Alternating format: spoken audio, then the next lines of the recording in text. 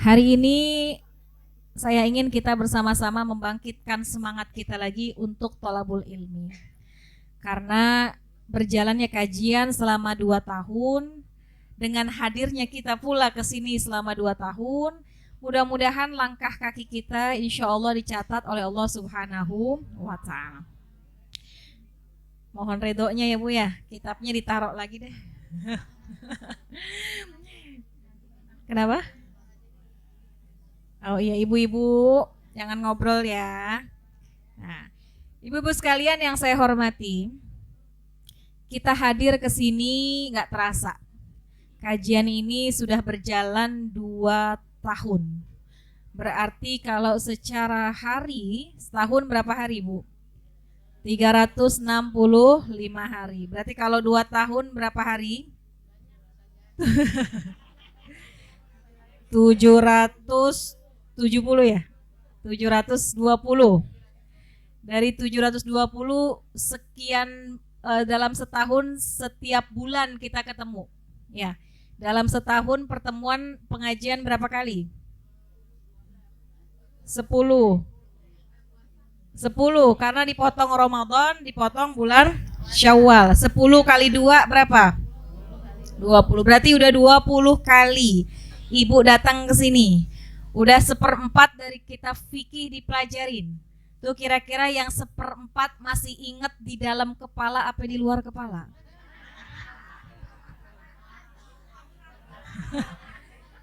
Di dalam apa di luar? Kalau di luar berarti udah hafal ya? Kan kalau di luar kepala udah hafal, oh udah ngayap. Berarti udah kemana-mana gitu ya? Alhamdulillah. Judulnya apa? Ibu-ibu sekalian, meskipun kadang-kadang kalau datang ke majelis ilmu kita banyak lupanya. Itu salah satu yang Allah berikan kepada kita supaya kita mau datang lagi buat belajar. Karena kalau kita nggak ada lupanya, ya ingatan kita terlalu kuat, itu juga menjadikan kita malas buat menuntut ilmu, buat belajar. Maka bersyukurlah kita, Allah izinkan kita tiap bulan mau hadir ke sini karena ya sering saya sampaikan buat kita orang mukallaf. Ini kita orang mukallaf nih. Siapa mereka yang mukallaf? Al-aqil wal baligh. Orang yang mukallaf itu syaratnya 2, dia punya akal dan dia sudah baligh.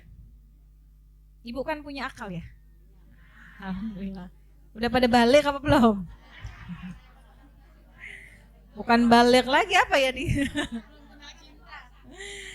di atas balik, dewasa udah lewat juga. Orang tua udah lewat juga.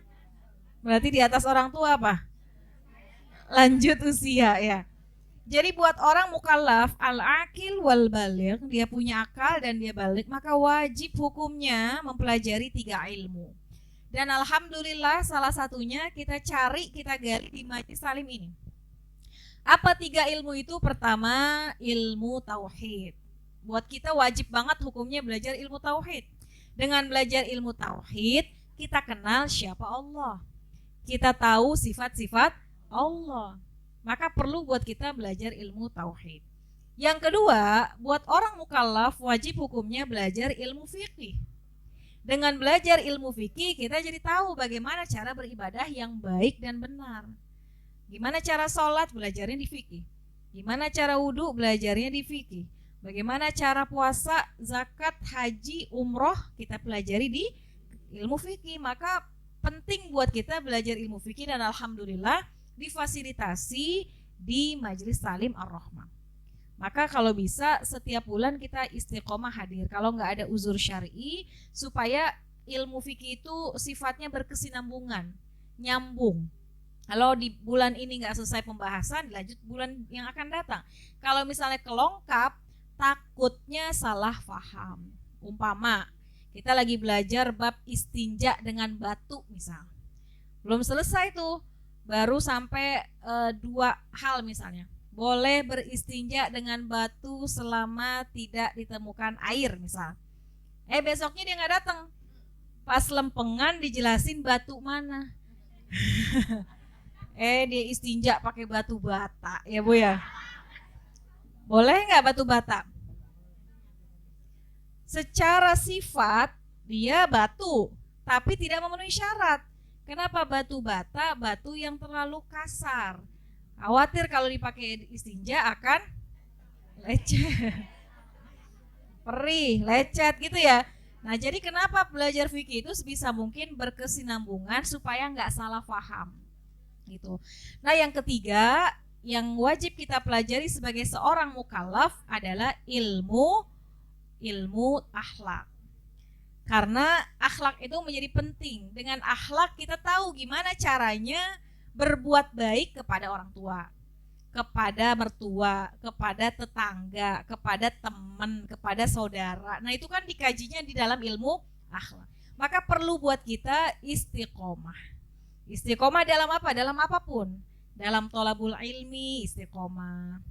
Dalam mengejar ampunan Allah istiqomah. Dalam melakukan kebaikan istiqomah. Karena kunci hidup itu dua. Itu pesan almarhumah ibu saya. Hidup itu pertama kuncinya harus ikhlas. Ikhlas dalam hal apapun. Dalam hal ibadah, dalam hal berbuat baik.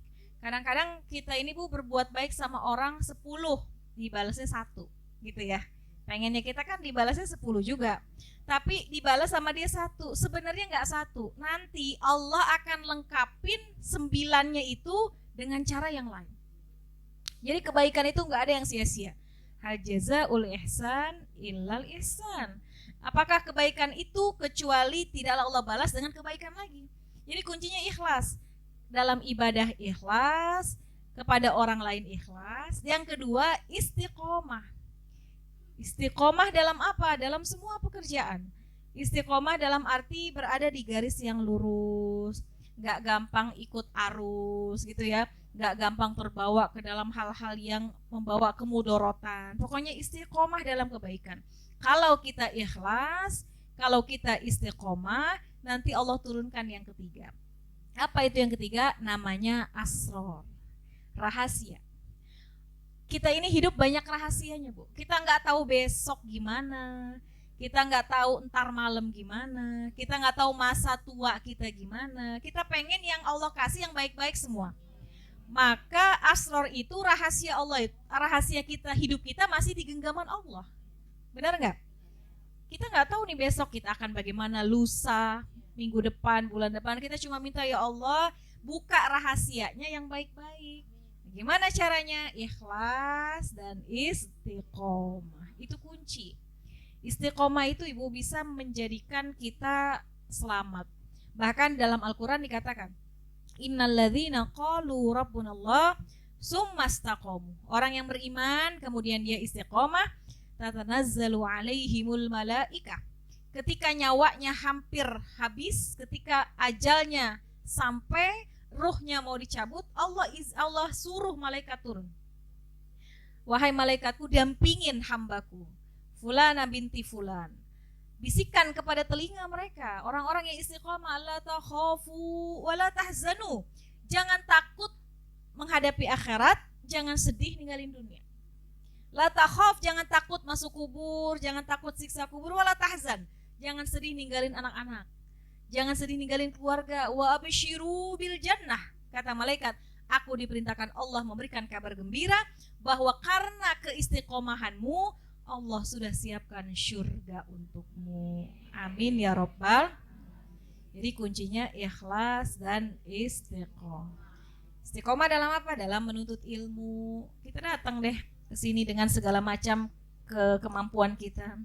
Kita ini alhamdulillah ya Bu.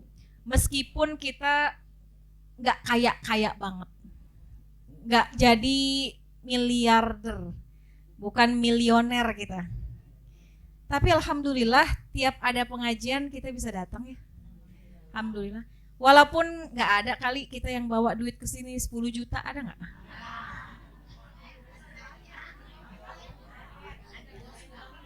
Ada nggak bawa duit 5 juta gitu? Ada berapa di kantongnya? 50, 100, 30. Tapi kenapa alhamdulillah tiap orang ngundang pengajian, pas giliran pengajian datang aja. Ongkosnya ada, amal jariahnya ada. Tuh kalau kita pikir kita bukan yang berlebihan banget ya. Harta kita bukan yang sampai M-an. Ibu punya berapa M di rumah?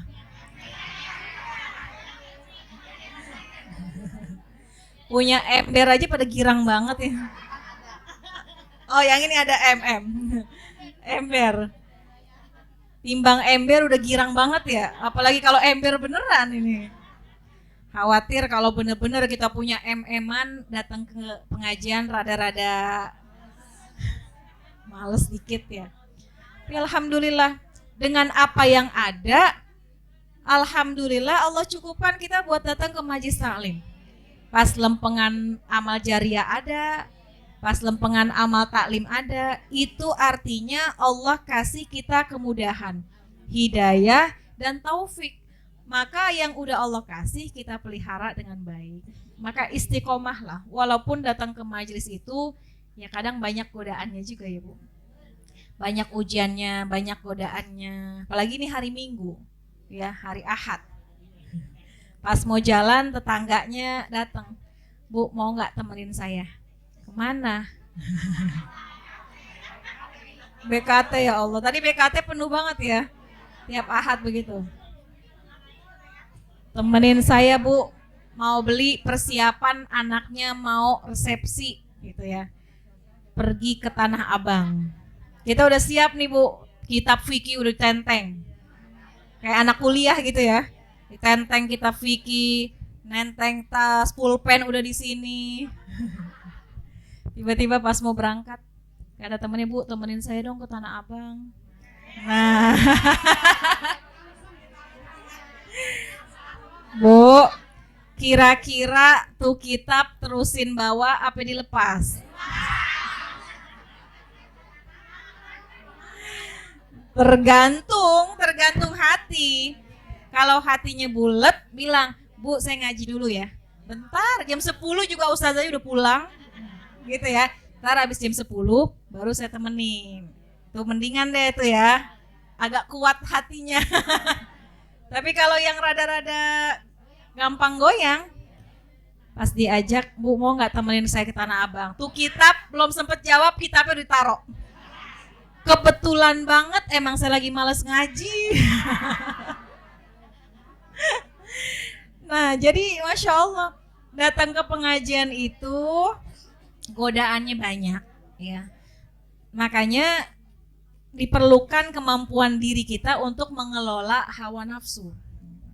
Kalau dipikir-pikir ya enakan di rumah, enakan kita bersantai-santai. Datang ke sini belajar, otak kita dipaksa untuk dipakai, tangan kita dipaksa untuk menulis, otak kita dipaksa untuk mencerna. Tapi dengan belajar itu ada kebaikannya. Makanya intinya adalah kajian terus berjalan, kita jaga keistiqomahan kita.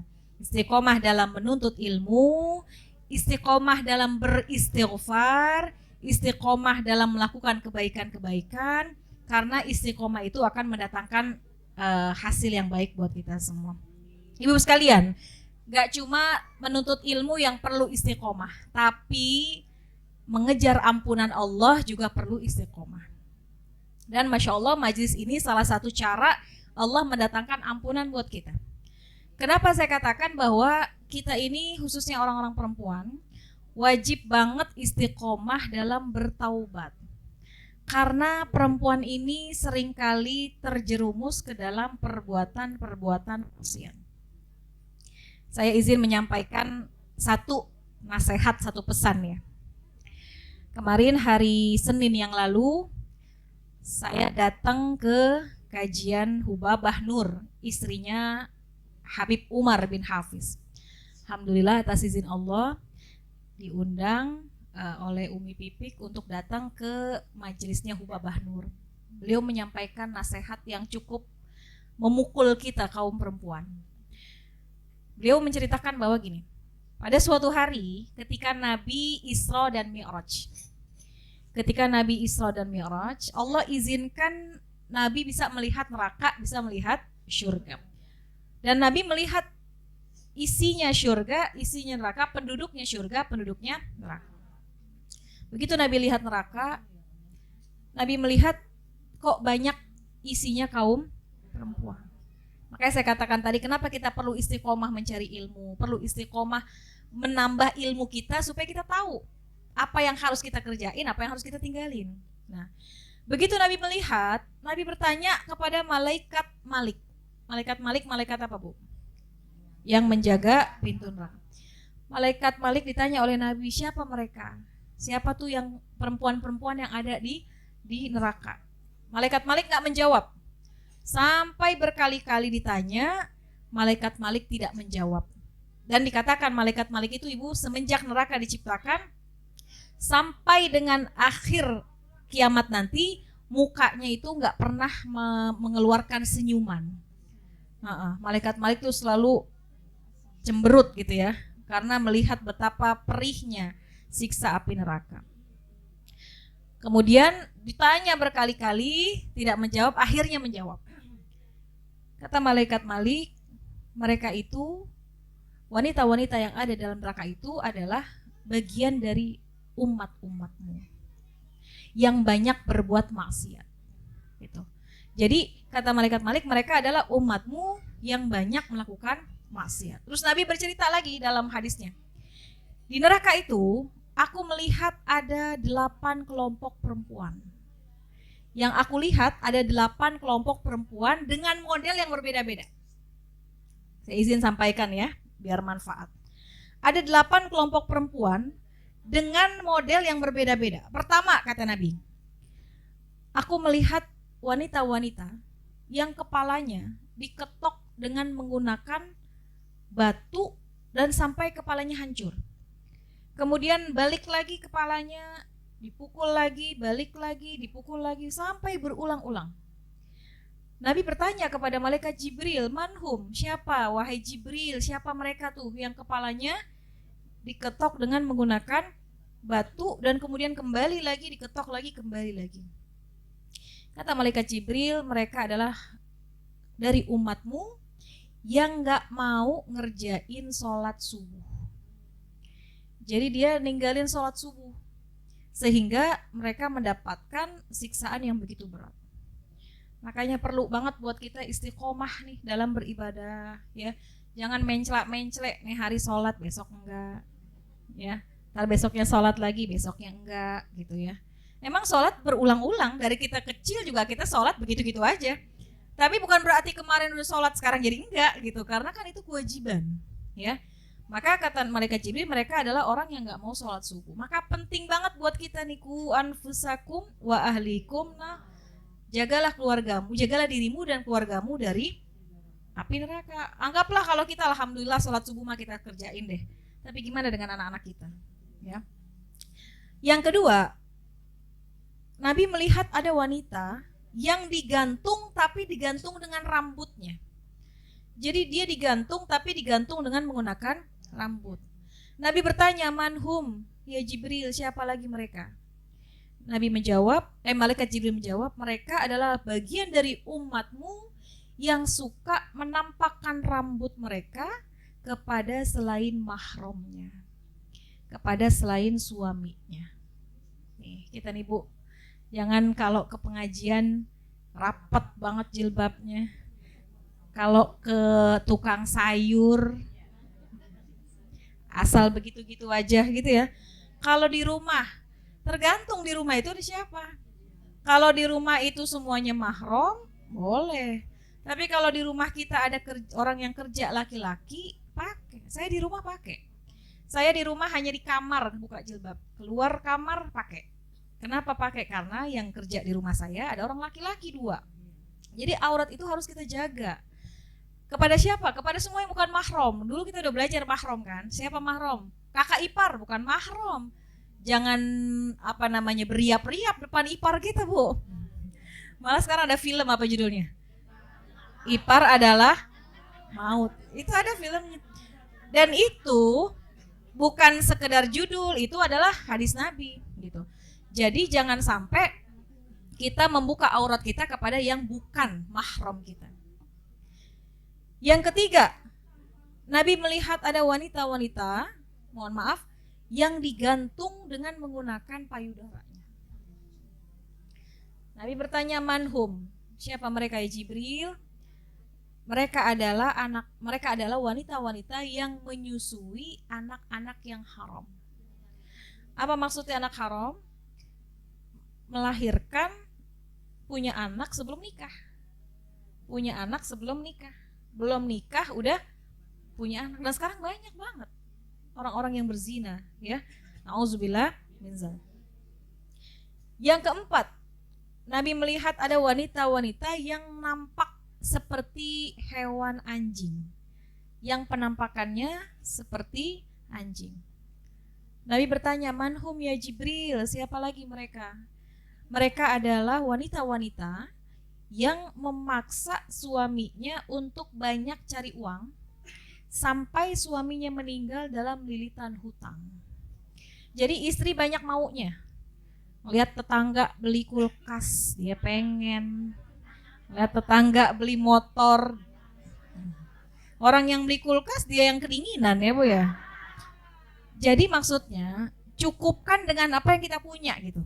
Jangan ngebandingin hidup kita sama orang. Emang masing-masing bagiannya. Ntar juga lempengan kita yang enak Allah kasih kita enak kok.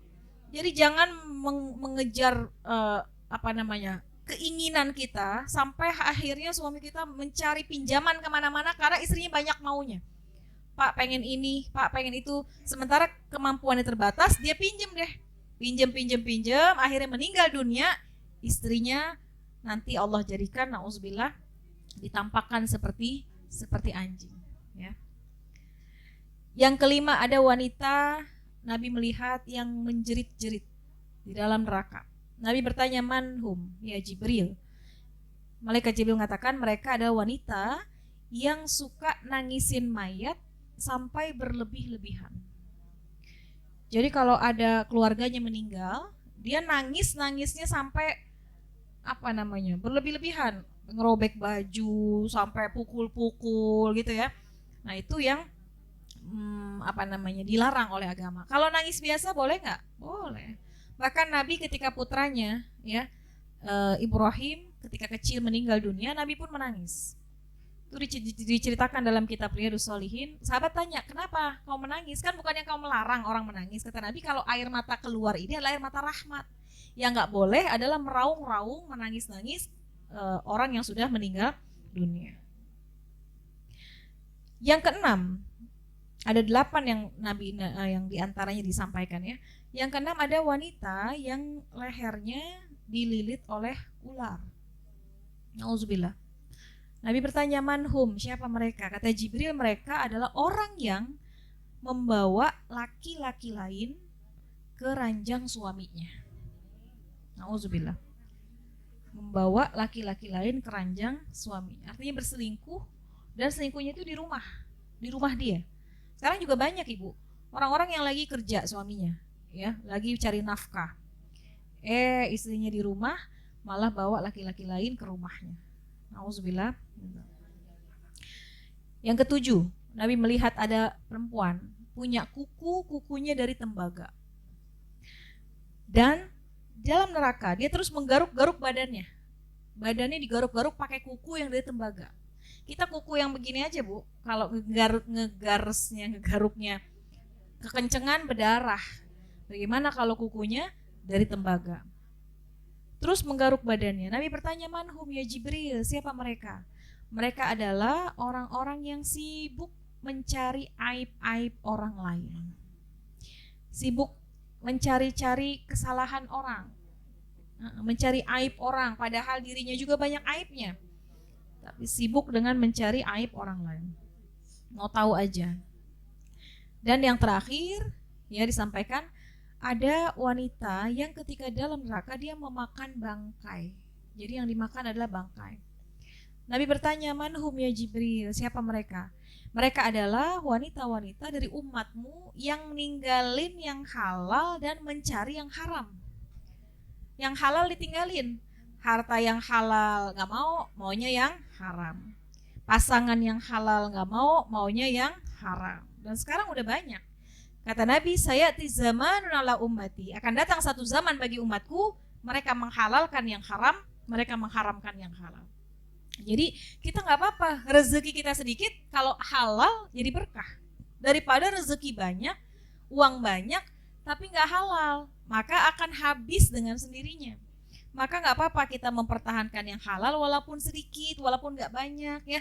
Tapi kalau halal insya Allah itu yang akan menjadi keberkahan buat kita. Dan Nabi menutup dengan kata, wallahi kalau kalian melihat apa yang aku lihat, kata Nabi, sungguh kalian gak akan bisa menikmati dunia dan kalian tidak akan pernah tertawa. Kalian hanya akan mengangkat tangan dengan meminta, ya Rob, ya Rob, ya Rob, minta kepada Allah biar diselamatkan dari api neraka. Inilah diantara nasihat yang kemarin saya rangkum dari kalam Hubabah Nur, ya istri Habib Umar, menyampaikan betapa kita ini perempuan bisa sekali terjerumus dalam perbuatan-perbuatan yang tidak baik, maka perlu istiqomah. Istiqomah dalam mencari ilmu, karena dengan ilmu kita jadi tahu ini boleh, ini nggak boleh. Istiqomah dalam memohon ampunan, karena kita suka terjerumus dalam perbuatan dosa, dan istiqomah dalam berbuat kebaikan dengan harapan kebaikan yang kita lakukan bisa menghapus kesalahan-kesalahan kita di masa yang lalu. Amin ya Rabbal Alamin.